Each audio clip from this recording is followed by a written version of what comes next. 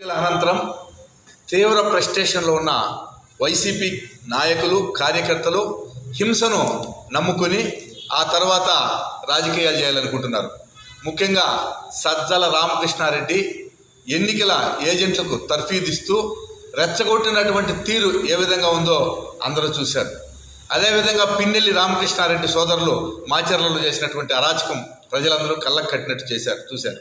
ఈ విధంగా కేవలం జగన్మోహన్ రెడ్డి 175 అని చెప్పి కార్యకర్తలకు రెచ్చగొడుతూ ఇక్కడ ప్రజలలో ఓట్లు వేయకపోయినా వైసీపీ పైన తీవ్ర వ్యతిరేకత ఉన్నా వాళ్ళు పోలింగ్ ఏజెంట్లను నియమించుకోవడానికి అంతవరకు లాక్కొస్తూ ఉన్నారు. రేపు మనం వచ్చేస్తున్నాం, రేపు మనం గెలిచేస్తున్నామని ఒక భ్రమలు కల్పిస్తున్నారు వైసీపీ కార్యకర్తలకు.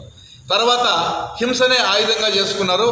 తెలుగుదేశం కార్యకర్తల మీద దాడులు దౌర్జన్యాలు చేసి ఎన్నికల సమయంలో ఏ విధంగా చేశారో అదేవిధంగా కౌంటింగ్ సమయంలో కూడా చేయాలని వాళ్ళు చూస్తున్నారు. కాబట్టి తెలుగుదేశం పార్టీ శ్రేణులు, తెలుగుదేశం పార్టీ ఏజెంట్లు స్థితప్రజ్ఞత ప్రదర్శించాలి.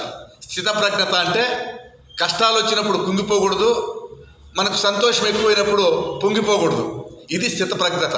కాబట్టి సంయమనం పాటించి వాళ్ళు ఏవైనా కవ్వింపు చర్యలకు పాల్పడినా, వాళ్ళు ప్రతీకారంగా ఏదైనా చేయాలనుకున్నా మనం కాస్త సమయం పాటించి మనము శాంతి భద్రతలను కాపాడితేనే రేపొద్దునే చంద్రబాబు నాయుడు గారు ఇక్కడ అధికారం చేపట్టిన తర్వాత మనకు పెట్టుబడులు వచ్చేదానికి అవకాశం ఏర్పడుతుంది.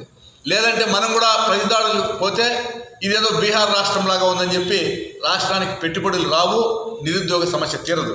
కాబట్టి తెలుగుదేశం పార్టీ శ్రేణులు, జనసేన పార్టీ కార్యకర్తలు సంయమనంతో వ్యవహరించాల్సినటువంటి సమయం. చాలా ఆచితూచి నడిచి విజయోత్సవాల్లో మనమంతా సంతోషంగా పాల్గొందామని చెప్పి చట్ట పరిధిలో మనల్ని ఇబ్బంది పెట్టిన వాళ్ళందరినీ కూడా చట్టపరంగా శిక్షిద్దామని చెప్పి ఈ సందర్భంగా మీకు మరోసారి తెలియజేస్తూ అందరికీ కృతజ్ఞతలు.